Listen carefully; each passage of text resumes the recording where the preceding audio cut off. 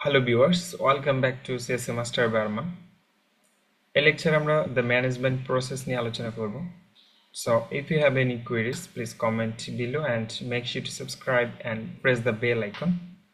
So let's get started.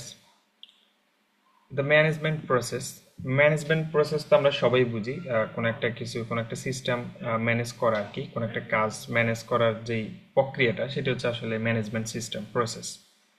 ওকে, এখন এই কাজটা কি করে থাকে? অ্যাকচুয়ালি ম্যানেজারই করে থাকে। ম্যানেজমেন্টটা তো ম্যানেজারে করে, কোনো এমপ্লয়ি তো আর ম্যানেজমেন্ট করে না, একটা প্রতিষ্ঠান বা একটা কোম্পানি। তো ম্যানেজারই সব কিছু দেখাশোনা করে, তাই না? তো সেখান থেকে আসলে ম্যানেজমেন্ট প্রসেস। তো এখন ম্যানেজার যেই প্রসেসগুলো করে, সেই এখানে চারটা ক্যাটাগরি দেওয়া আছে। একটা হচ্ছে planning and decision making, and হচ্ছে অর্গানাইজিং, লিডিং অ্যান্ড কন্ট্রোলিং।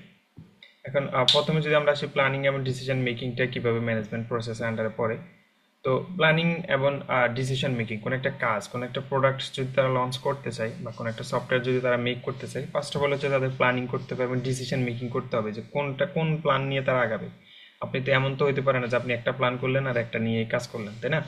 বেশ কয়েকটা প্ল্যানিং হবে, বেশ কয়েকটা প্ল্যান থাকবে, সেখান থেকে একটা ডিসিশন মেক করবে। এই কথাটাই বলা হয়েছে setting the organisations goals and deciding how best to achieve them. মানে অর্থাৎ সবগুলো তারা অর্গানাইজেশন যে গোলগুলো আছে, লক্ষ্যগুলো আছে, সেগুলো তারা সবকিছু নিয়ে প্ল্যানিং করবে। দিন শেষে যেটা বেস্ট হবে তাদের জন্য সেটাই তারা চয়েস করবে। তো এটাও কিন্তু ম্যানেজমেন্ট প্রসেসের আন্ডারেই। এন্ড হচ্ছে অর্গানাইজিং। তো অর্গানাইজিং এর মধ্যে যেটা বলতেছে determining how best two group activities and resources. তো অর্গানাইজিং এ যেটা হয় অ্যাকচুয়ালি সেটা হচ্ছে গ্রুপ অ্যাক্টিভিটিস অর্থাৎ অ্যান্ড রিসোর্সেস, অর্থাৎ হচ্ছে এটা একদম সাজানো বা প্ল্যানিং না, বিষয়টা অন্যরকম। যেমন দায়িত্বগুলা ভাগ করে দেওয়া আর কি। লেটস সে এখানে আমরা যদি এই ইমেজটা দিয়ে একটু তাকাই, যেমন এখানে বেশ কয়েকজন আছে, তো ইনি হচ্ছে ম্যানেজার, আমরা যা বুঝতে পারছি। তো এই দায়িত্বগুলো ভাগ করে দেওয়া যে এই হচ্ছে এই ডিপার্টমেন্ট সামলাবে বা এই হচ্ছে এই কাজটা করবে। বা আমরা যদি একটা রেস্টুরেন্টের কথা চিন্তা করি, উনি একজন হচ্ছে ক্যাশে বসবে, আরেকজন হচ্ছে ওয়েটারে কাজ করবে, আরেকজন হচ্ছে বিল করবে। মানে ওই আমরা রেস্টুরেন্টে দেখি না, হেঁটে হেঁটে সবাই বিল করে, এরকম আর কি। মানে দায়িত্বগুলা ভাগ করে দেওয়া, গ্রুপ অ্যাক্টিভিটিস, কার কি কাজ থাকবে। তো সেই বিষয়ে হাউ টু বেস্ট, এটার মাধ্যমে ডিসাইড করে কারা দিয়ে কোনটা বেস্ট হবে, সেটা ম্যানেজারই ডিসাইড করে। তো এটাই হচ্ছে আসলে অর্গানাইজিং এর আন্ডার, অর্থাৎ সাজানো বা সংগঠনবদ্ধ করা আর কি বিষয়টা।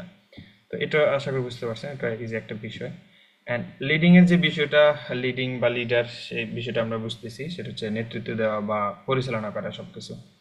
The best of processes used to get members of the organization to work together to advance the interested of the organization। অর্থাৎ এখানে যেটা বলা হয়েছে সেটা হচ্ছে গ্রুপের সবাইকে হচ্ছে উৎসাহিত করা। আপনার টিমে যারা আছে, ম্যানেজমেন্ট যে করবেন, সবাইকে কাজ বুঝিয়ে দেওয়ার পরে অর্গানাইজিং হচ্ছে এখানে হচ্ছে কাজ বুঝিয়ে দিলেন কার কি দায়িত্ব আছে। এখন সবাইকে উৎসাহিত করা এবং মানে ইয়ে করা আর কি, আগ্রহে বাড়ানো যে এটা এইভাবে করেন, বা কোম্পানি মানে এক কথায় হচ্ছে নেতৃত্ব দেওয়ার যে বিষয়টা আর কি, যে আপনি এদের বলবেন এটা কাজ করবেন, সেটা আপনি ভদ্রতার সহিত বলতে পারেন, ভালোবাসার সহিত বলতে পারেন এমপ্লয়ীদের দিয়ে, অথবা আপনি রাগান্বিত হয়েও কাজটা করে নিতে পারবেন। তবে বিষয়টা হচ্ছে এখানে নেতৃত্ব দেওয়ার যে বিষয়টা আর কি, অর্থাৎ একত্রে যাতে সবাই কাজ করে, সবাই যাতে কাজ সঠিক টাইমে সাবমিট করে, এই বিষয়গুলো পর্যবেক্ষণ করা, এই হচ্ছে আর কি লিডিং এর বিষয়টা আর কি। অ্যান্ড কন্ট্রোলিং যে বিষয়টা সেটা হচ্ছে monitoring and correcting activities toward it's goals. অর্থাৎ কন্ট্রোলিং এর যে বিষয়টা সেটা হচ্ছে এখানে কন্ট্রোলিং যেটা বলতেছে যে কোনো একটা কিছু কারেকশন করা, যেমন কোনো একটা কিছু ভুল হলো, লেটস সে হচ্ছে একজন এদের হচ্ছে এটা যদি আমাদের একটা বিজনেস কোম্পানি, এদের প্রোডাক্ট একটা লঞ্চ হলো, তো এখন এই মাসে হচ্ছে তাদের স্ট্র্যাটেজি হচ্ছে যে তারা 10 লক্ষ টাকার প্রোডাক্ট সেল করবে। এখন তারা 10 লক্ষ টাকার প্রোডাক্ট সেল করতে পারে না, তখন তারা তাদের যে স্ট্র্যাটেজি আছে ওটা চেঞ্জ করবে। তো এটাই হচ্ছে আসলে কন্ট্রোলিং পাওয়ার। অর্থাৎ কোনো একটা কিছু অতিরিক্ত হয়ে গেলে বা কোনো একটা কিছু কম হয়ে গেলে বা নির্দিষ্ট গোল যদি অ্যাচিভ না হয়, সেক্ষেত্রে তারা তাদের এগুলো মনিটরিং করবে এবং এগুলো কারেকশন করবে কোথায় ভুল আছে।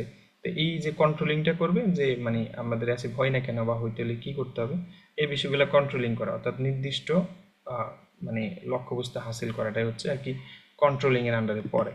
তো এখানে আরো বেশ কিছু কথা বলা আছে, 2 নম্বর স্লাইডটা করি। হ্যাঁ, দ্য ম্যানেজার, এখানে এগুলোই বলা আছে। একটা 2 নম্বর একটা ফিগার আছে দেখেন, দ্য ম্যানেজারিয়াল প্রসেস। তো এই ফিগারটা হচ্ছে এখানে দেখেন প্ল্যানিং অ্যান্ড ডিসিশন মেকিং, তারপর অর্গানাইজিং। এখন এগুলো একটার সাথে একটা কানেক্টেড, সবগুলোর সাথে কানেক্টেড, তাই না?